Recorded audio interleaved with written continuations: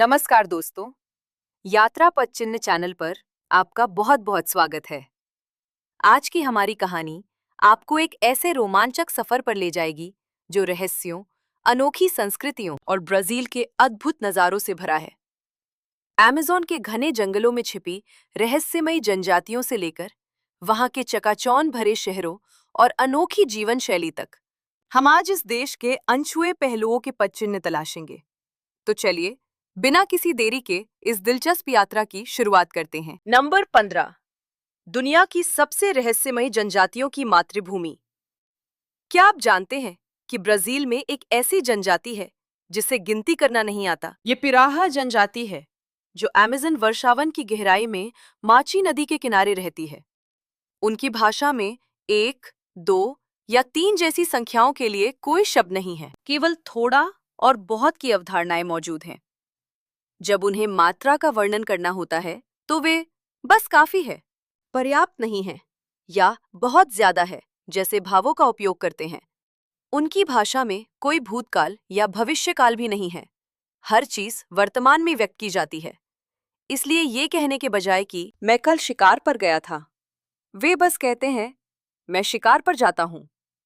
वे पुरानी कहानियां नहीं सुनाते, पूर्वजों को याद नहीं करते या किंवदंतियों को आगे नहीं बढ़ाते हैं। वे जिस भी चीज की परवाह करते हैं वह वर्तमान क्षण में यहीं और अभी मौजूद है। उनका जीवन प्रकृति से गहराई से जुड़ा हुआ है। वे हर दिन शिकार करते हैं, भोजन इकट्ठा करते हैं और मछली पकड़ते हैं। उस पल के लिए केवल उतना ही लेते हैं जितनी उन्हें आवश्यकता होती है और कभी कुछ जमा करके नहीं रखते। अगर अतिरिक्त भोजन बचता है तो वे उसे रखने के बजाय बांट देते हैं। उनके विश्व दृष्टिकोण में कल भूखे रहने की कोई अवधारणा नहीं है, क्योंकि उनका मानना है कि ब्रह्मांड, जंगल और माची नदी हमेशा जरूरत की चीजें प्रदान करेंगे। जीवन जीने के इस तरीके ने कई मानव विज्ञानियों को उन्हें दुनिया की सबसे खुशहाल जनजाति कहने पर मजबूर कर दिया है, क्योंकि वे भविष्य के बारे में चिंता या डर से लगभग मुक्त जीवन जीते हैं। अमेज़न की और गहराई में एक और भी असामान्य समुदाय रहता है, सुरुआहा जनजाति, जिसे अक्सर जंगल के साथ रहने वाले लोग कहा जाता है। वे आधुनिक दुनिया से पूरी तरह अलग रहते हैं, कोई कपड़े नहीं पहनते, केवल आवश्यकता पड़ने पर खुद को पत्तियों या पौधों के रेशों से ढकते हैं। वे पैसे या धातु का उपयोग नहीं करते हैं और उनकी व्यक्तिगत संपत्ति की कोई अवधारणा नहीं है। उनके सभी उपकरण लकड़ी, पत्थर, हड्डी और बांस से हाथ से बनाए जाते हैं। उनका जीवन पूरी तरह से शिकार, भोजन इकट्ठा करने और केले, कसावा और जंगली शकरकंद जैसे कुछ देशी पौधे उगाने पर निर्भर है। जो बात सुरुआहा को विशेष रूप से आकर्षक बनाती है वो है उनकी आध्यात्मिक दुनिया।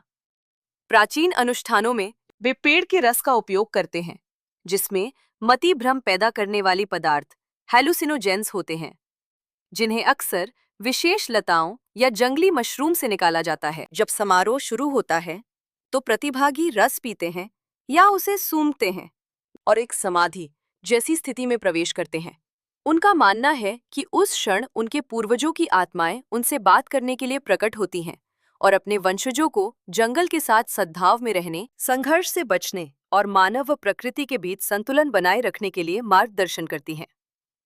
अंत में जब ब्राजीलियाई जनजातियों की बात आती है तो कोई कुरुबो को नहीं भूल सकता, जिन्हें अमेज़न की सबसे खूंखार जनजाति के रूप में जाना जाता है। कुरुबो को अक्सर सिर फोड़ने वाले हेड हिटर्स कहा जाता है, क्योंकि उनका पारंपरिक हथियार एक विशाल लकड़ी का डंडा है, जिसका वजन इसे चलाने वाले व्यक्ति के वजन का लगभग आधा हो सकता है। हमलों के दौरान वे अपने विरोधियों के सिर पर वार करते हैं, जिससे वे तुरंत बेहोश हो जाते हैं। वे खाना बदोश जीवन शैली जीते हैं और 20 से 30 लोगों के छोटे समूहों में मौसम के साथ लगातार चलते रहते हैं। कुरुबो कपड़े नहीं पहनते, पुरुष और महिलाएं दोनों नग्न रहते हैं, कभी-कभी खुद को साधारण पत्तियों से ढक लेते हैं। वे बाहरी दुनिया से लगभग पूरी तरह से अलग-थलग रहते हैं और उन्हें अमेज़न वर्षावन में सबसे रहस्यमयी, असंपर्कित, अनकॉन्टैक्टेड जनजातियों में से एक माना जाता है। सबसे खास बात यह है कि उनमें अपने क्षेत्र की रक्षा करने की तीव्र भावना है और उनकी भूमि पर कदम रखने वाले किसी भी बाहरी व्यक्ति को खतरा माना जाता है। एक बार देखे जाने पर वे बिना किसी चेतावनी या बातचीत के तुरंत हमला करते हैं। ब्राजील में ऐसे लोगों के गायब होने के कई मामले दर्ज किए गए हैं जो गलती से उनके क्षेत्र में भटक गए थे। ब्राजील 300 से अधिक जनजातियों का घर है, जिनमें से कई उतनी ही आकर्षक हैं। क्या आप और जानना चाहेंगे? यदि हाँ, तो नंबर 1 कमेंट करें। नंबर 14, जब आप ब्राजील पहुंचते हैं तो लगने वाले कल्चर शॉक। कई देशों में, विशेष रूप से अमेरिका या यूरोप में, मोटेल शब्द का मतलब आमतौर पर सड़क किनारे एक सराय होता है जहां यात्री रात बिताने के लिए रुकते हैं। लेकिन ब्राजील में अवधारणा पूरी तरह से अलग है। यहाँ एक मोटेल विशेष रूप से उन जोड़ों के लिए डिजाइन किया गया है जो निजी जगह की तलाश में हैं, और कमरे रात के बजाय घंटे के हिसाब से किराए पर दिए जाते हैं। उनके अंदरूनी हिस्से अविश्वसनीय रूप से विविध हैं। नियमित मोटेल की तरह केवल एक बिस्तर और टीवी के बजाय ब्राजीलियाई मोटेल में बड़े जकूजी टब, रंग बदलने वाली मूड लाइट्स, स्वचालित पर्दे और छत को ढकने वाले दर्पण हो सकते हैं। कई कमरों को रचनात्मक थीम के साथ सजाया गया है। भविष्य के अंतरिक्ष यान के कैबिन से लेकर कृत्रिम उष्णकटिबंधीय जंगलों तक, जो पक्षियों की आवाज और दीवारों से निकलने वाली ताजी घास की खुशबू से परिपूर्ण होते हैं। कुछ कमरों में लव चेयर, घूमने वाले फर्श और उन मेहमानों के लिए पोशाकें भी शामिल होती हैं जो थोड़ा रोल प्ले करना चाहते हैं। इस बिंदु पर आपको आश्चर्य हो सकता है, लेकिन ये अभी भी सबसे बड़ा कल्चर शॉक नहीं है। जो बात वास्तव में कई विदेशी आगंतुकों को चकित करती है, वो ये है कि ब्राजील के लोग चूमने को लेकर कितने सहज हैं, यहाँ तक कि जब वे पहली बार मिले हों। यहाँ चूमना जरूरी नहीं कि प्रेमियों के बीच कोई रोमांटिक इशारा हो। ये केवल आकर्षण, मित्रता या बस समान वाइब्स मिलने को व्यक्त कर सकता है। वास्तव में टिकटॉक पर एक कहानी वायरल हुई थी जिसमें कहा गया था कि रियो डी जनेरियो में यदि आप लगभग 5 सेकंड तक किसी के साथ आंखें मिलाए रखते हैं तो इस बात की अच्छी संभावना है कि वे आपके पास आएंगे और वास्तव में आपको चूम लेंगे। यह अविश्वसनीय लगता है, लेकिन कई स्थानीय लोग पुष्टि करते हैं कि यह सच है।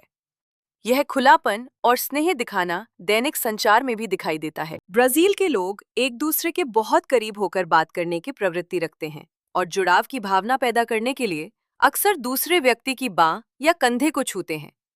अन्य देशों में आम एक हाथ की दूरी यहाँ मूल रूप से मौजूद नहीं है।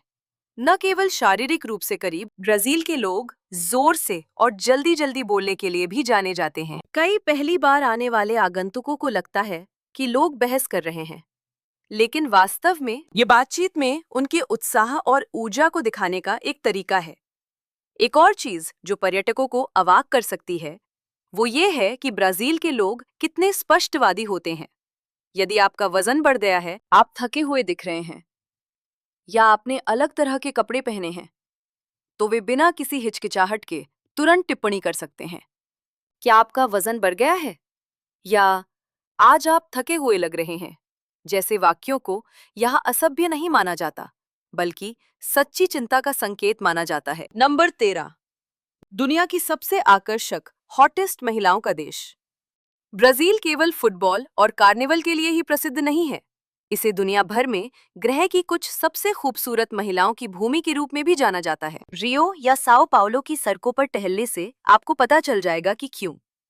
वे महिलाएं जिनकी आंखें गहरी और आकर्षक हैं, हाइब्रिड नाक, घने घुंघराले बाल और वो विशिष्ट धूप से चुमी गई सन-किस्ड उष्णकटिबंधीय त्वचा है। उनमें से कई के पास क्लासिक आगलास फिगर है जिसमें पतली कमर और सुडौल कूल्हे होते हैं, और निश्चित रूप से इतने सुंदर शरीर के साथ वे समुद्र तट पर जीवंत बिकनी में उन्हें दिखाने से कभी नहीं कतराती हैं। अपने आत्मविश्वास और प्राकृतिक आकर्षण के कारण ब्राजीलियाई महिलाओं ने दशकों तक अंतर्राष्ट्रीय सौंदर्य प्रतियोगिताओं में अपना दबदबा बनाए रखा है। 6 प्रमुख ताज के साथ Brazil miss universe, miss world, miss international और मिस अर्थ खिताबों का प्रतिष्ठित सेट पूरा करने वाला पहला देश बन गया। यदि कोई एक चीज है जो ब्राजीलियाई सौंदर्य मानकों को परिभाषित करती है, तो वो है उनके सुडॉल कर्व्स। इस देश में कर्व्स की केवल प्रशंसा नहीं की जाती है, उन्हें राष्ट्रीय गौरव के स्रोत के रूप में मनाया जाता है। यहाँ तक कि मिस बम बम नामक एक प्रतियोगिता भी है, जिसका शाब्दिक अर्थ है मिस बट, जिसे ब्राजील में सबसे आकर्षक पीछे के हिस्से वाली महिला को खोजने के लिए बनाया गया है। कई महिलाएं हर हफ्ते जिम में घंटों बिताती हैं, विशेष रूप से ग्लूट वर्कआउट्स पर। इस एक लक्ष्य को ध्यान में रखते हुए कि इसे दृढ़, गोल और परिपूर्ण बनाया जा सके। जिन लोगों में धैर्य या समय की कमी है, उनके लिए कॉस्मेटिक सर्जरी एक आम विकल्प है। ब्राजील वर्तमान में बटॉक एनहांसमेंट प्रक्रियाओं के लिए दुनिया के शीर्ष देशों में से एक है। अपने फिगर से परे ब्राजीलियाई महिलाएं हर छोटी बात पर अविश्वसनीय ध्यान देती हैं। हर हफ्ते मैनिक्योर करवाना व्यावहारिक रूप से एक अनुष्ठान है। ये केवल सुंदरता के बारे में नहीं है, बल्कि आत्म देखभाल और अपने प्रति सम्मान दिखाने का एक तरीका है। उनकी संस्कृति में टूटे हुए या गंदे नाखून किसी को लापरवाह या असभ्य तक दिखा सकते हैं। यहाँ तक कि शरीर के बालों का भी एक अनोखे तरीके से इलाज किया जाता है। वैक्सिंग करने या उन्हें पूरी तरह से हटाने के बजाय कई ब्राजीलियाई महिलाएं उन्हें ब्लीच करना पसंद करती हैं।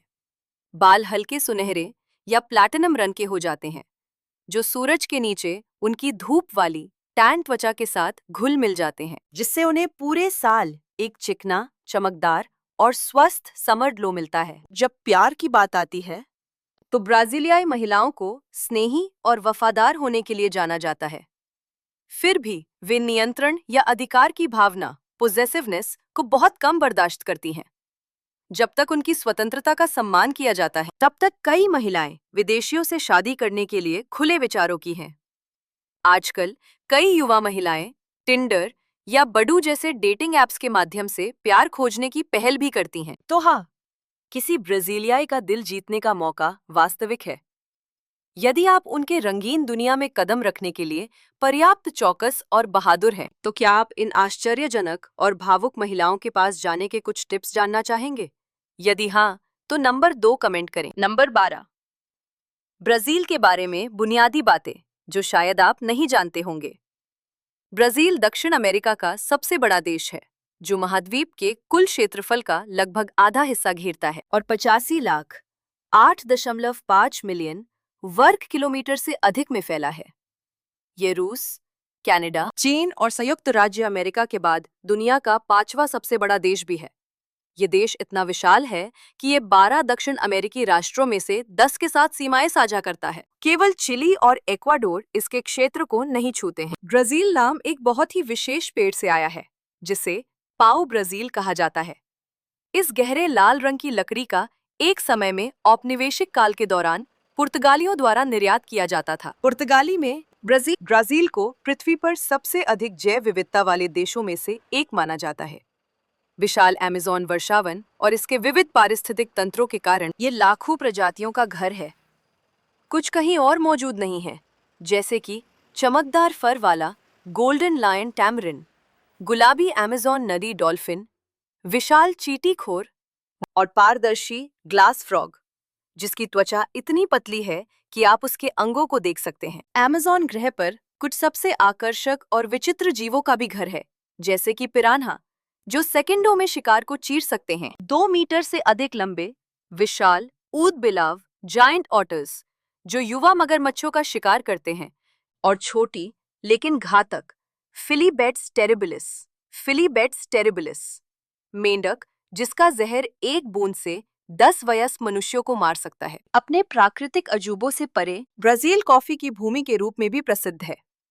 ये दुनिया का सबसे बड़ा कॉफी उत्पादक है, जो वैश्विक आपूर्ति के 1/3 से अधिक के लिए जिम्मेदार है। ब्राजील के लोग रोजाना कॉफी पीते हैं और प्यार से इसे कैफेजीनो कहते हैं, जिसका अर्थ है एक छोटी प्यारी कॉफी। किसी को कैफेजीनो के लिए आमंत्रित करना गर्मजोशी से भरे आतिथ्य का संकेत माना जाता है, और अगर आपको आमंत्रित किया जाता है तो मना न करना ही सबसे अच्छा है। ऐसा करने को रूखा या असभ्य देखा जा सकता है। और यदि आप एक फुटबॉल प्रशंसक हैं, तो ब्राजील निस्संदेह एक ऐसा नाम है जो अब तक के महानतम नामों में खड़ा है। राष्ट्रीय टीम के नाम सबसे ज्यादा विश्व कप जीतने का रिकॉर्ड है, जिसने 1958, 1962, 1970, 1994 और 2002 में 5 चैंपियनशिप जीती हैं। फुटबॉल के राजा के रूप में जाने जाने वाले महान पेले विश्व कप ट्रॉफी 3 बार उठाने वाले एकमात्र खिलाड़ी बने हुए हैं। लेकिन यहाँ एक कम ज्ञात तथ्य है। आज तक ब्राजील ने नॉर्वे को कभी नहीं हराया है। दोनों टीमों के बीच 4 मुकाबलों में रिकॉर्ड 2 ड्रॉ और 2 हार का है। ये एक अजीब नॉर्डिक श्राप है जिसे पीली और हरी टीम को अभी तोड़ना बाकी है। नंबर 11, ब्राजील के अजीब पंथ, कल्ट्स। ब्राजील में एक ऐसा समुदाय है जो मानता है कि एलियंस न केवल मौजूद हैं बल्कि पूजे जाने के भी पात्र हैं। ये किसी फिल्म की तरह लग सकता है, लेकिन ये सच है और ये मिनस जेराइस राज्य के वर्जीनिया शहर में होता है। 1996 में ये जगह अचानक दुनिया भर के ध्यान का केंद्र बन गई, जब कई स्थानीय लोगों ने दावा किया कि उन्होंने लगभग 1 मीटर 60 सेंटीमीटर ऊंचे, बड़े सिर, लाल आंखों और अजीब दिखने वाले शरीर वाले एक अजीब प्राणी को देखा था। अंतर्राष्ट्रीय मीडिया ने इसे वर्जीनिया घटना कहा, जो सदी की सबसे प्रसिद्ध यूएफओ घटनाओं में से एक है।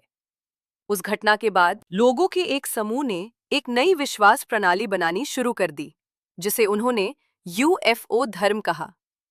उनके विश्वास में एलियंस राक्षस या आक्रमणकारी नहीं हैं, बल्कि ईश्वरीय प्राणियों के दूत हैं।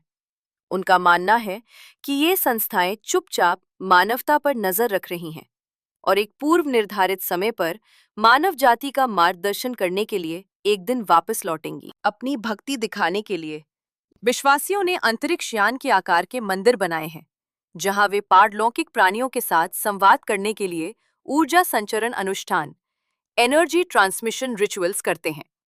उनके लिए एलियंस विशाल ब्रह्मांड में देवताओं के अस्तित्व का जीवित प्रमाण है। लेकिन अगर आपको लगता है कि एलियंस की पूजा करने वाला धर्म ब्राजील में सबसे अजीब चीज है, तो एक और पंथ है जो इससे भी ज्यादा दूसरी दुनिया का है।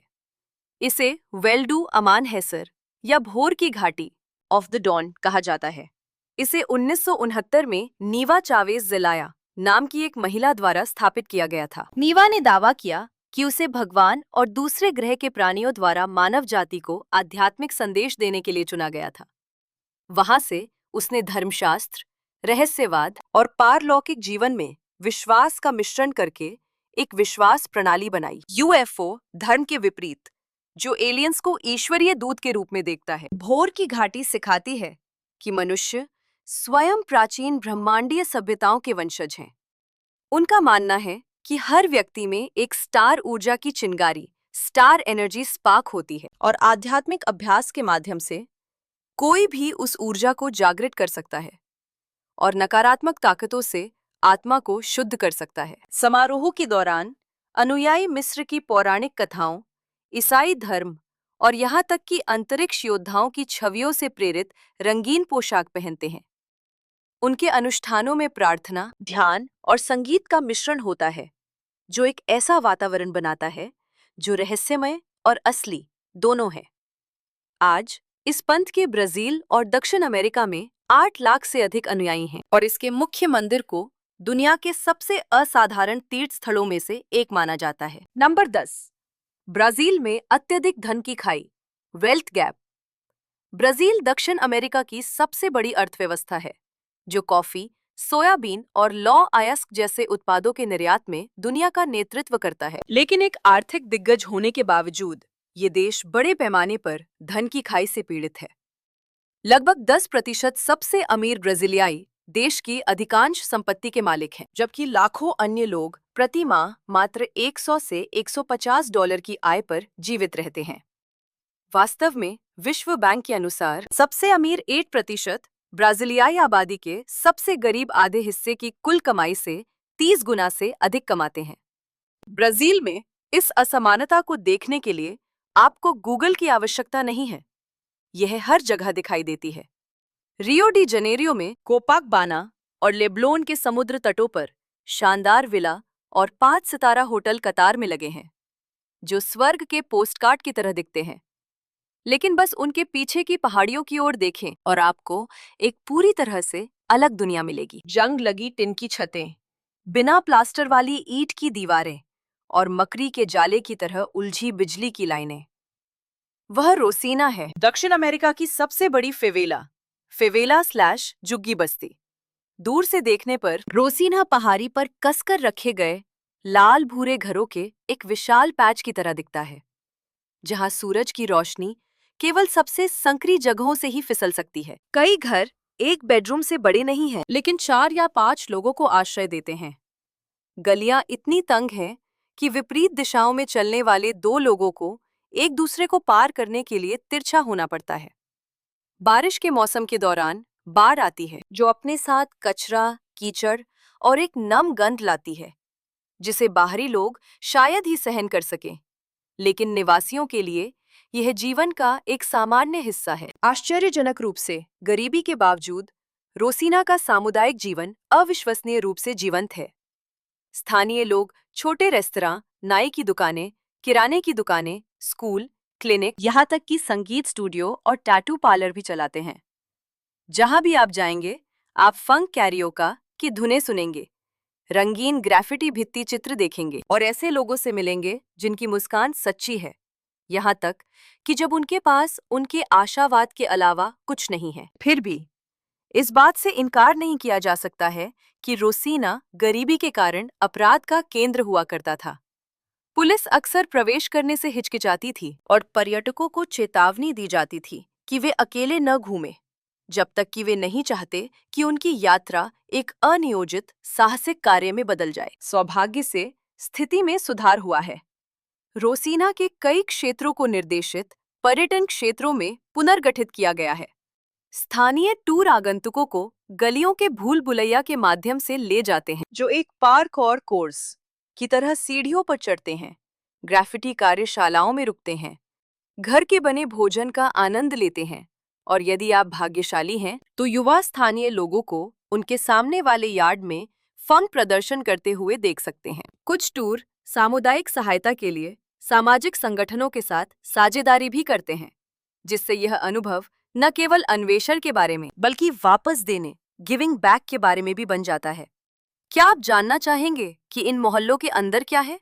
यदि हाँ, तो नंबर 3 कमेंट करें। नंबर 9, ब्राजील के लोगों की खरीदारी करने का अनोखा तरीका।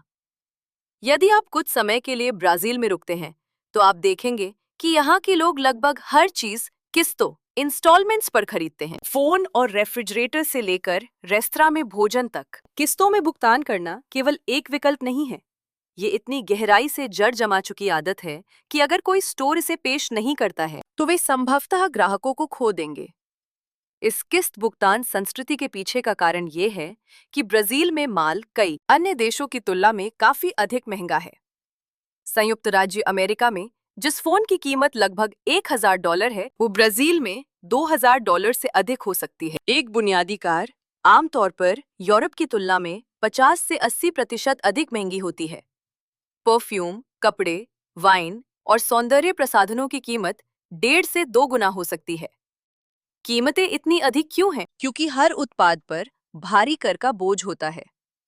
आयात कर, उपभोग कर, सेवा कर, कॉरपोरेट कर, साथ ही परिवहन, भंडारण और वितरण शुल्क जैसी अतिरिक्त लागतों की एक श्रृंखला। कर की हर परत कीमत को और बढ़ा देती है और जब तक ये बाजार तक पहुंचता है, तब तक कुल लागत मूल कीमत से लगभग दोगुनी हो सकती है।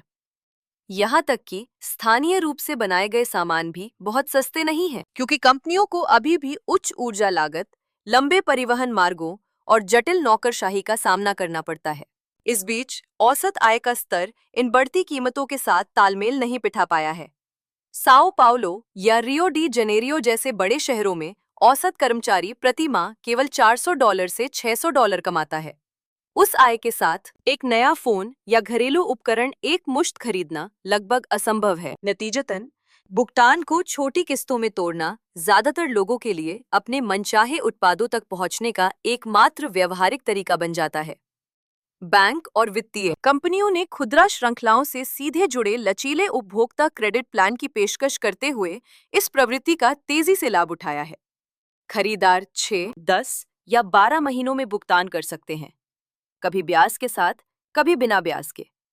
प्राइस टैग पर आप अक्सर 10 गुणा 100 रियाज जैसी कुछ देखेंगे, जिसका अर्थ है 100 रियाज के 10 भुगतान। छोटे शहरों या उपनगरीय क्षेत्रों में इस प्रणाली का एक सरल संस्करण अभी भी मौजूद है, जिसे मुआ MUA या उधार खरीदना फियाडो/बाइंग ऑन क्रेडिट कहा जाता है। स्थानीय किराना दुकानें या कपड़े की दुकानें नियमित ग्राहकों के लिए एक खाता बही लेजर रखती हैं, जिससे उन्हें कई हफ्तों तक धीरे धीरे भुगतान करने की अनुमति मिलती है। ये व्यवसाय करने का एक पुराने ढंग का विश्वास आधारित तरीका है, जो स्थानीय आर्थिक जीवन में गहराई से निहित है। नंबर 8, ब्राजील की सबसे आकर्षक जगहें। क्या आप जानते हैं कि सूखे सेराडो डुल के बीच में एक विशाल कुआं है, जिसने दुनिया भर के वैज्ञानिकों को चकित कर दिया है। स्थानीय लोग इसे बुराको दास अरारस कहते हैं, जिसका अर्थ है मकाओ का गड्ढा। क्रेटर का व्यास 500 मीटर से अधिक है और गहराई लगभग 100 मीटर है, जो इसके अंदर एक पूरी गगनचुंबी इमारत फिट करने के लिए काफी बड़ी है। ये लाखों साल पहले बना था, जब सतह के नीचे का चूना पत्थर ढह गया था, जिससे एक विशाल सिंक होल बन गया। जो बात इस जगह को खास बनाती है, वो सिर्फ इसका आकार नहीं, बल्कि इसके भीतर का अनोखा पारिस्थितिकी तंत्र है। सबसे नीचे हरे भरे वनस्पति से घिरी एक छोटी सी झील है, जो सैकड़ों पक्षी प्रजातियों का घर है, विशेष रूप से लंबी पूंछ वाले लाल मकाओ, जो दक्षिण अमेरिका की एक मूल प्रजाति है। हर सुबह सैकड़ों मकाओ एक साथ क्रेटर के रिम से उड़ान भरते हैं, जिससे ग्रे पत्थर की दीवारों पर लाल रंग का एक चकाचौंध भरा विस्फोट सा छा जाता है। उत्तर पूर्व में 1000 किलोमीटर से अधिक दूरी पर वेल्डू कटिम्बो स्थित है, जो ब्राजील के सबसे महत्वपूर्ण पुरातात्विक स्थलों में से एक है। पेरम्बुको राज्य में स्थित ये क्षेत्र लगभग 620 वर्ग किलोमीटर में फैला है, जो अजीब बलुआ पत्थर संरचनाओं, 100 मीटर तक ऊंची चट्टानों और 100 से अधिक गुफाओं से भरा है, जिनमें कम से कम 6000 साल पहले मानव जीवन के निशान हैं। अंदर पुरातत्वविदों को 1200 से अधिक प्राचीन चित्र मिले हैं, जो शिकार, धार्मिक अनुष्ठान और दैनिक जीवन के दृश्य दर्शाते हैं। उल्लेखनीय रूप से शुष्क, गर्म जलवायु के कारण इन चित्रों के रंग लगभग बरकरार हैं। अपने ऐतिहासिक मूल्य से परे वेल्डू कटिम्बो भूवैज्ञानिकों के लिए भी एक खजाना है, क्योंकि इसकी चट्टान की परतें दक्षिण अमेरिकी महाद्वीप की प्राग ऐतिहासिक गतिविधियों के साक्ष्य संरक्षित करती हैं। अपने महत्व के बावजूद ये घाटी पर्यटन से अपेक्षाकृत अछूती है, जिससे आगंतुकों को लगभग प्राचीन प्राकृतिक परिस्थितियों में इसे तलाशने का मौका मिलता है। और पूर्व की ओर चपाडा डायनामेंटिना स्थित है, जो बाह्य राज्य भर में लगभग 40,000 वर्ग किलोमीटर में फैला एक प्राचीन पठार है। यहाँ आपको दुनिया की 2 सबसे जादुई भूमिगत झीलें मिलेंगी, पोसो अजुल और पोसो एनकंतादो, जिसका अर्थ है नीला कुआं और जादुई कुआं। दोनों चूना पत्थर की गुफाओं के भीतर गहराई में छिपी हुई हैं, जहां सूरज की रोशनी हर दिन केवल कुछ घंटों के लिए प्रवेश करती है। जब किरणें एक पूर्ण कोण पर टकराती हैं, तो क्रिस्टल जैसा साफ पानी प्रकाश को अपवर्तित करता है, जिससे पूरे पूल में एक चमकता हुआ फिरोजा रंग रोशन हो जाता है। पानी इतना साफ है कि दृश्यता 60 मीटर से अधिक है कि आप एकदम नीचे तक देख सकते हैं। शोधकर्ताओं ने पोको अजुल में लगभग 11,000 साल पुराने प्राग ऐतिहासिक जानवरों के जीवाश्म खोजे हैं। आज आगंतुक कांच की तरह पारदर्शी पानी में लाइफ जैकेट के साथ सतह पर तैर सकते हैं, इस लुभावनी प्राकृतिक प्रकाश घटना को देख सकते हैं। आप इन तीनों में से किस स्थान पर सबसे ज्यादा जाना चाहेंगे? अपनी पसंद नीचे कमेंट करें। नंबर 7, ब्राजील के रहस्यमयी स्थान। बाहिया राज्य में एक झील है जिसने दशकों से वैज्ञानिकों को हैरान कर रखा है। लागो डॉस नेग्रोस, जिसे काले लोगों की झील के रूप में भी जाना जाता है, 15 वर्ग किलोमीटर से अधिक को कवर करते हुए ये कैटिंगा के शुष्क अर्ध रेगिस्तानी क्षेत्र में स्थित है। अजीब बात यह है कि ये साल के कुछ समय में पूरी तरह से गायब हो जाती है और महीनों बाद पानी से भरकर फिर से प्रकट होती है, जैसे कि ये कभी सूखी ही ना हो। स्थानीय लोगों का कहना है कि शुष्क मौसम के दौरान झील कुछ ही दिनों में सूख जाती है और पीछे एक फटी हुई बंजर तलहटी छोड़ जाती है। फिर भी पहली बारिश के बाद पानी रहस्यमय तरीके से वापस आ जाता है। भले ही बारिश इतने बड़े क्षेत्र को भरने के लिए पर्याप्त न हो, कई सिद्धांत प्रस्तावित किए गए हैं। कुछ भूवैज्ञानिकों का मानना है कि झील के नीचे चूना पत्थर की गुफाओं और भूमिगत नदियों का एक नेटवर्क है जो सीधे गहरे जलभृतों एक्वाफर्स से जुड़ा है, जिससे भूमिगत दबाव के साथ पानी ऊपर उठता है और गिरता है। अन्य लोगों का तर्क है कि यह क्षेत्र एक भूवैज्ञानिक फॉल्ट लाइन पर स्थित है, जहां पानी गहरी दरारों के माध्यम से पृथ्वी में बह सकता है। हालांकि जल वैज्ञानिक अध्ययनों हाइड्रोलॉजिकल स्टडीज ने अब तक पानी के सटीक मार्ग की पहचान नहीं की है। जो बात वैज्ञानिकों को सबसे ज्यादा भ्रमित करती है वो ये है कि इस घटना को स्पष्ट करने के लिए कोई सिंकहोल्स, जल निकासी छेद या पर्याप्त बड़े भूमिगत चैनल नहीं पाए गए हैं। दूसरी ओर स्थानीय लोगों का मानना है कि झील एक प्राचीन आत्मा द्वारा निगल ली जाती है, जो कभी इसके नीचे कैद थी, और जब भी पानी कम होता है तो वह मुक्त हो जाती है।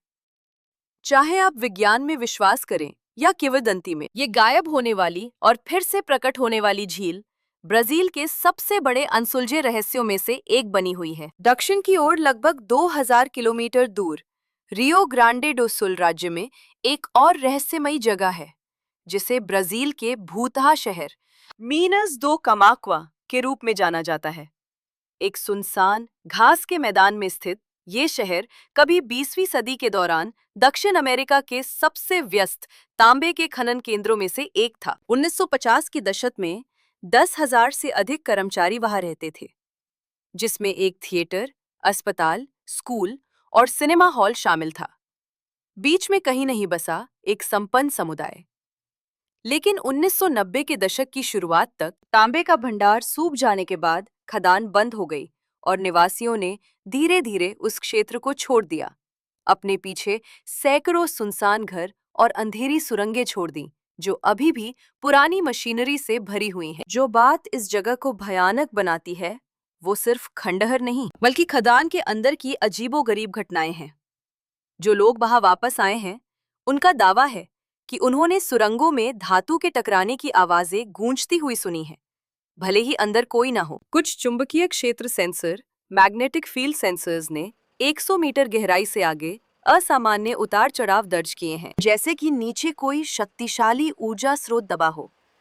भूवैज्ञानिक सर्वेक्षण टीमों ने सुझाव दिया कि खदान में अत्यधिक चुंबकीय खनिज हो सकते हैं, जो उपकरणों में हस्तक्षेप करते हैं। लेकिन भूभौतिकीविदों, जियोफिजिस्ट ने इस विचार को खारिज कर दिया है, ये कहते हुए कि क्षेत्र में कोई ज्ञात खनिज भंडार इतने मजबूत चुंबकीय प्रभाव पैदा नहीं कर सकता है। स्थानीय लोगों का मानना है कि ये खदान उन खनिकों की आत्माओं द्वारा प्रेतवादित है, जो दशकों पहले खदान धंसने में मारे गए थे। आज -2 कामाक्वा एक पर्यटन स्थल बन गया है, लेकिन आगंतुकों को केवल एक गाइड के साथ ही प्रवेश करने की अनुमति है। नंबर 6, ब्राजील की राजधानी के बारे में रोचक तथ्य। बहुत से लोग अभी भी सोचते हैं कि ब्राजील की राजधानी रियो डी जनेरियो है। यह समझा जा सकता है। लगभग 200 वर्षों तक रियो वास्तव में देश का राजनीतिक केंद्र था। हालांकि बहुत कम लोग जानते हैं कि ये तटीय शहर कभी स्वयं पुर्तगाल की राजधानी हुआ करता था। 1808 में जब नेपोलियन ने इबेरियन प्रायद्वीप इबेरियन पेनिनसुला पर आक्रमण किया, तो पुर्तगाल के राजा जुआओ छठे अपने पूरे शाही दरबार के साथ दक्षिण अमेरिका भाग गए, जिससे रियो डी जनेरियो 13 वर्षों के लिए पुर्तगाली साम्राज्य का दिल बन गया। ये इतिहास में पहली बार था जब किसी यूरोपीय राष्ट्र ने अपनी राजधानी दूसरे महाद्वीप पर स्थापित की थी। 1822 में ब्राजील को स्वतंत्रता मिलने के बाद रियो लगभग 2 शताब्दियों तक राजधानी बना रहा। हालांकि 20वीं सदी के मध्य तक ब्राजीलियाई सरकार ने अधिक संतुलित राष्ट्रीय विकास को प्रोत्साहित करने के लिए अपने राजनीतिक केंद्र को अंतर्देशीय इनलैंड ले जाने का निर्णय लिया। पहले से मौजूद शहर को चुनने के बजाय उन्होंने शुरुआत से ही एक पूरी तरह से नई राजधानी का निर्माण किया, ब्रासीलिया। ये नाम शहर के साथ ही बनाया गया था, जो ब्राजील शब्द से लिया गया है, जो एक नए ब्राजील का प्रतीक है और एकता व प्रगति के लिए राष्ट्र की आकांक्षा को मूर्त रूप देता है। ब्रासीलिया की योजना वास्तुकार लुसियो कोस्टा द्वारा बनाई गई थी और 1956 में निर्माण शुरू होने के बाद इसे केवल 41 महीनों में पूरा किया गया था। ऊपर से ये शहर एक विशाल हवाई जहाज की तरह दिखता है। केंद्रीय भाग में नेशनल कांग्रेस, राष्ट्रपति भवन और सुप्रीम कोर्ट है, जबकि दो पंखों में आवासीय क्षेत्र, स्कूल, अस्पताल और शॉपिंग सेंटर शामिल है। 1987 में यूनेस्को ने ब्रासीलिया को विश्व सांस्कृतिक विरासत स्थल के रूप में मान्यता दी। इसे आधुनिक शहरी नियोजन की उत्कृष्ट कृति और सूची में शामिल अब तक की सबसे युवा राजधानियों में से एक बताया। हालांकि सभी निवासियों को इतने पूरी तरह से नियोजित शहर में जीवन आरामदायक नहीं लगता। ब्रासीलिया में जोन अत्यधिक विभाजित है। आवासीय क्षेत्र शॉपिंग जिलों, अस्पतालों और सरकारी कार्यालयों से दूर स्थित हैं, जो सभी चौड़ी बहुलेन मल्टी लेन सड़कों से जुड़े हुए हैं। ये लेआउट ड्राइविंग गाड़ी चलाने को लगभग अपरिहार्य बना देता है। शहर में फुटपाथ बहुत कम है और संकरी सड़कें तो बिल्कुल भी नहीं हैं, जिससे पैदल चलने वालों के लिए स्वाभाविक रूप से बातचीत करना मुश्किल हो जाता है। कई ब्राजीलियाई मजाक में ब्रासीलिया को कारों के लिए बनाई गई राजधानी कहते हैं, लोगों के लिए नहीं। ब्रासीलिया विश्वविद्यालय के एक सर्वेक्षण में एक बार पाया गया था कि 70% से अधिक निवासी प्रतिदिन निजी कार से यात्रा करते हैं, जो देश में सबसे अधिक दर है। शहरी योजनाकार अभी भी ब्रासीलिया को एक वास्तुशिल्प प्रतीक, आर्किटेक्चरल आइकन मानते हैं, लेकिन यह इस बात का एक विचारोत्तेजक उदाहरण भी है कि क्या कागज पर एकदम सही दिखने वाला शहर वास्तव में वहां रहने वाले लोगों के लिए एकदम सही हो सकता है? आप इस बारे में क्या सोचते हैं? नीचे कमेंट्स में अपने विचार शेयर करें। नंबर 5, ब्राजील की जीवंत नाइट लाइफ। जब ब्राजील में नाइट लाइफ की बात आती है तो 3 शहर सबसे अलग नजर आते हैं: Rio de Janeiro, Sao Paulo और साल्वाडोर। रियो डी जेनेरियो में शहर की नाइट लाइफ का दिल लापा जिला है। ये ऐतिहासिक पड़ोस 18वीं सदी में निर्मित एक पत्थर के एक्वाडक्ट अर्कोस दा लापा के नीचे स्थित है। एक समय इसे पार करने वाले ट्राम सिस्टम को बंद कर दिए जाने के बाद इस क्षेत्र को रियो के सबसे बड़े मनोरंजन केंद्र में बदल दिया गया था। आज लापा स्क्वायर के आसपास कुछ ही ब्लॉक के भीतर हर रात 200 से अधिक बार नाइट क्लब और लाइव संगीत स्थल संचालित होते हैं। संगीत इस पड़ोस की आत्मा है, विशेष रूप से सांबा, एक ऐसी शैली जो 20वीं शताब्दी की शुरुआत में यही रियो में पैदा हुई थी। ब्राजील के कई दिग्गज सांबा कलाकार जैसे कार्टोला और बेथ कारवालो ने लापा में प्रदर्शन करके अपना करियर शुरू किया, जिससे यह सांबा का पालना बन गया। उस विरासत के कारण हर सप्ताहत में दसियों हजार लोग नाचने, संगीत सुनने और शहर की प्रतिष्ठित कॉकटेल कैपिरिन्हा की चुस्की लेने यहाँ आते हैं, जहाँ लापा रियो की पारंपरिक भावना का प्रतिनिधित्व करता है। वहीं साओ पाउलो ब्राजीलियाई नाइट लाइफ के आधुनिक चेहरे को प्रदर्शित करता है। 12 मिलियन से अधिक निवासियों के साथ दक्षिण अमेरिका के सबसे बड़े शहर के रूप में साओ पाउलो व्यवहारिक रूप से कभी नहीं सोता है। इसका नाइट लाइफ केंद्र विला मदालेना है, जो स्ट्रीट आर्ट, गैस्ट्रोनॉमी और संगीत के मिश्रण के लिए प्रसिद्ध पड़ोस है। ये क्षेत्र सैकड़ों बार, पब और रेस्तरां से भरा हुआ है, जो पूरी रात खुले रहते हैं, जो जैज और रॉक से लेकर इलेक्ट्रॉनिक बीट्स तक सब कुछ प्रदान करते हैं। विला मदलेना को ब्राजील के क्राफ्ट बियर आंदोलन का जन्म स्थान भी माना जाता है, जहां से दर्जनों स्थानीय ब्रूरीज शुरू हुई। इसके अलावा साओ पाउलो एक प्रभावशाली रूफटॉप बार दृश्य का दावा करता है, जहां आगंतुक चमकते शहर के क्षितिज के मनोरम दृश्यों का आनंद ले सकते हैं।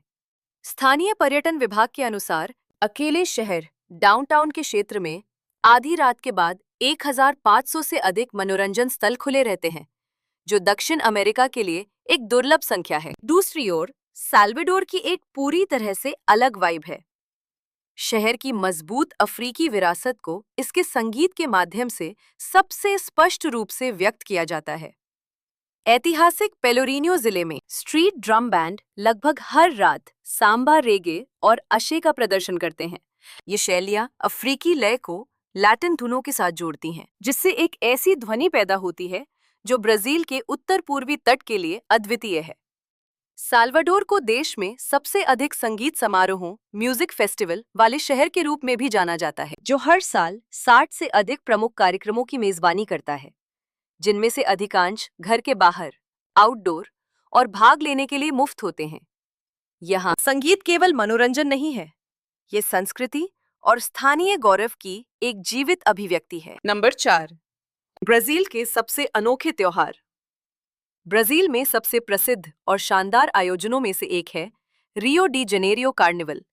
इसे दुनिया का सबसे बड़ा स्ट्रीट फेस्टिवल माना जाता है, जो हर दिन 2 मिलियन 20 लाख से अधिक लोगों को आकर्षित करता है। कार्निवल की उत्पत्ति 18वीं शताब्दी में हुई थी, जब पुर्तगाली अपनी पूर्वलैंड प्री-लैंड उत्सव परंपराओं को ब्राजील लाए थे। समय के साथ ये अफ्रीकी संगीत और सांबा नृत्य में विलीन हो गया, जिससे ब्राजीलियाई पहचान में गहराई से निहित एक अनूठी शैली बन गई। हर साल रियो में 12 सबसे बड़े सांबा स्कूल सांबा ड्रोम में प्रतिस्पर्धा करते हैं, जिसमें प्रत्येक समूह 3000 से 5000 कलाकारों से बना होता है, जो पूरी रात 700 मीटर लंबे एवेन्यू में परेड करते हैं। रियो से लगभग 1500 किलोमीटर उत्तर में साल्वाडोर शहर पूरी तरह से अलग तरह के कार्निवल की मेजबानी करता है। साल्वाडोर कार्निवल बाहर आउटडोर होता है, और जो बात इसे खास बनाती है वो ये है कि वहाँ कोई निश्चित मंच या भव्य स्टैंड नहीं है। इसके बजाय कलाकार ट्रियो इलेक्ट्रिको के रूप में जाने जाने वाले विशाल ट्रकों पर प्रदर्शन करते हैं, जिनमें से प्रत्येक शक्तिशाली साउंड सिस्टम और शीर्ष पर मोबाइल स्टेज से सुसज्जित होता है। जैसे ही ट्रक सड़कों पर चलते हैं, सैकड़ों हजारों लोग पैदल उनका अनुसरण करते हैं, गाते हैं और किलोमीटर तक साथ नाचते हैं। साल्वाडोर आशे संगीत का भी जन्मस्थान है, जो सांबा, रेगे और अफ्रीकी ताल वाद्य लय पर्क्यूशन रिदम्स का एक जीवंत मिश्रण है। रियो के भव्य तमाशे की तुलना में यहाँ का माहौल अधिक जमीनी, सामुदायिक और वास्तविक स्थानीय भावना से भरा है। एक अन्य त्योहार जो अंतर्राष्ट्रीय स्तर पर कम जाना जाता है लेकिन पूरे ब्राजील में बेहद लोकप्रिय है, वो है फेस्टा जुनीना। ये घटना यूरोप में उत्पन्न हुई, जो औपनिवेशिक काल के दौरान लाई गई थी और सेंट जॉन के सम्मान में आयोजित की जाती है। आज फेस्टा जुनीना पूरे देश में, विशेषकर पूर्वोत्तर क्षेत्रों में मनाई जाती है। पूरे जून के दौरान लोग बाहरी पार्टियां आयोजित करते हैं, अलाव जलाते हैं, पारंपरिक ग्रामीण वेशभूषा पहनते हैं और लोग क्वाड्रुला नृत्य करते हैं। एक मजेदार आकर्षण कृत्रिम शादी है, जहां प्रतिभागी दुल्हन, दूल्हा, संगीतकारों और यहां तक कि एक चंचल दुल्हन के अपहरण के साथ एक हास्यपूर्ण ग्रामीण शादी का अभिनय करते हैं, जो पुरानी ग्रामीण रीति रिवाजों के लिए एक हंसमुख संकेत है। नंबर 3, ब्राजील में जरूर चखने लायक व्यंजन। पहला व्यंजन जिसे ब्राजील आने पर हर किसी को आजमाना चाहिए वो है फेजोआडा, काले सेम का प्रसिद्ध स्टू, जिसे अक्सर देश का राष्ट्रीय व्यंजन कहा जाता है। फेजोआडा को काले सेम और पोर्क, सुअर के मांस के विभिन्न टुकड़ों के साथ बनाया जाता है, जिसे सफेद चावल, संतरे के स्लाइस और भुनी हुई साग के साथ परोसा जाता है। लेकिन जो बात इसे खास बनाती है वो सिर्फ रेसिपी नहीं, बल्कि इसके पीछे का इतिहास है। ये व्यंजन 16वीं शताब्दी का है, जब अफ्रीकी दासों ने अपने आकाओं के बचे हुए मांस का उपयोग किया और पेट भर खाने के लिए इसे काले सेम के साथ पकाया। समय के साथ फेजोआडा यूरोपीय, अफ्रीकियों और स्वदेशी लोगों के बीच ब्राजील के सांस्कृतिक संलयन फ्यूजन का प्रतीक बन गया। आज ब्राजील के लोग पारंपरिक रूप से इसे बुधवार और शनिवार को खाते हैं, और कई रेस्तरां उस रिवाज के हिस्से के रूप में केवल उन 2 दिनों में इसे परोसते हैं। एक और लोकप्रिय मुख्य भोजन पाव डी क्यूजो है, जिसका अर्थ है चीज ब्रेड। ये छोटे पके हुए रोल गेहूं के आटे के बजाय टैपियोका स्टार्च से बनाए जाते हैं, जो उन्हें किसी भी नियमित ब्रेड के विपरीत एक चबाने वाला चीफ टेक्सचर देते हैं। पाव डी क्यूजो पहली बार 18वीं शताब्दी में माइनस जेराइज राज्य में दिखाई दिया, जहां गेहूं की तुलना में कसावा अधिक आम था। अपनी सामान्य उत्पत्ति के बावजूद ये अब सड़क किनारे कैफे से लेकर फास्ट फूड चेन तक हर जगह पाया जाता है। हर साल ब्राजीलियाई लोग चीज ब्रेड के 1 अरब से अधिक टुकड़े खाते हैं, और कई घरेलू एयरलाइंस इसे राष्ट्रीय स्नैक के रूप में भी परोसती हैं। अंत में ब्रिगेडेरो है एक प्रिय मिठाई जो लगभग हर ब्राजीलियाई जन्मदिन की पार्टी में पाई जाती है। 1940 के दशक में बनाया गया ब्रिगेडेरो कंडेंस्ड मिल्क, कोको पाउडर और मक्खन को छोटी गेंदों में गोल करके बनाया जाता है और इसे चॉकलेट स्प्रिंकल्स के साथ लेपित किया जाता है। इसका नाम वायुसेना के ब्रिगेडियर एडुआर्डो गोम्स के नाम पर रखा गया था, जो कभी राष्ट्रपति पद के लिए खड़े हुए थे। उनके अभियान में स्वयंसेवकों ने धन जुटाने के लिए ये दावत बनाई थी और ये जल्द ही पूरे देश में प्रसिद्ध हो गई। 80 से अधिक वर्षों के बाद ब्रिगेडेरो ब्राजील में हर स्वीट टेबल का स्टार बना हुआ है। नंबर 2, ब्राजील की यात्रा के लिए ट्रैवल टिप्स। ब्राजील आने पर यात्रियों को सबसे पहले जो बातें जाननी चाहिए, उनमें से एक ये है कि बाहर जाते समय कीमती सामान न ले जाएं। रियो डी जनेरियो या साओ पाउलो जैसे बड़े शहरों में दिन के उजाले में भी, विशेष रूप से भीड़-भाड़ वाले इलाकों या पर्यटन स्थलों पर जेब कतरे, पिक पॉकेटिंग या फोन छीनने की घटनाएं हो सकती हैं। स्थानीय लोग चलते समय शायद ही कभी अपने फोन पकड़ते हैं और जरूरत पड़ने पर ही उन्हें बाहर निकालते हैं। यदि आप तस्वीरें लेना चाहते हैं तो बेहतर होगा कि पहले चारों ओर देख ले या किसी साथी से अपने सामान पर नजर रखने के लिए कहें, ताकि निशाना बनने से बचा जा सके। एक और महत्वपूर्ण टिप ये है कि सड़क पर प्रतीक्षा कर रही टैक्सीज से बचें, खासकर हवाई अड्डों या पर्यटक क्षेत्रों के पास। कुछ ड्राइवर लंबे रास्ते अपनाकर या अतिरिक्त शुल्क वसूल कर पर्यटकों का फायदा उठा सकते हैं। उबेर या 99 ब्राजीलियाई राइड ऐप जैसे राइड हेलिंग ऐप्स अधिक सुरक्षित और विश्वसनीय हैं, क्योंकि कीमतें तय होती हैं और मार्गों को ट्रैक किया जाता है। हवाई अड्डों पर ब्राजील में ऐप आधारित पिकअप के लिए निर्दिष्ट क्षेत्र हैं, इसलिए बस ऐप पिकअप चिन्हित गेट पर जाएं। समुद्र तट पर अपने सामान को कभी भी लावारिस न छोड़ें। रियो में छीनो और भागो, ग्रैब एंड रन वाली त्वरित चोरी, जिसे अरास्टाओ के रूप में जाना जाता है, जहां समूह दौड़ते हुए आते हैं और पर्यटकों का सामान छीन लेते हैं, तब हो सकता है जब समुद्र तट पर भीड़ हो जाती है। स्थानीय लोग आमतौर पर केवल थोड़ी मात्रा में नकद, एक पुराना फोन या अपने होटल का की कार्ड ले जाते हैं। यदि वे तैरना चाहते हैं तो वे पास की कुर्सी पर बैठे किसी व्यक्ति से अपनी चीजों को देखने के लिए कहते हैं।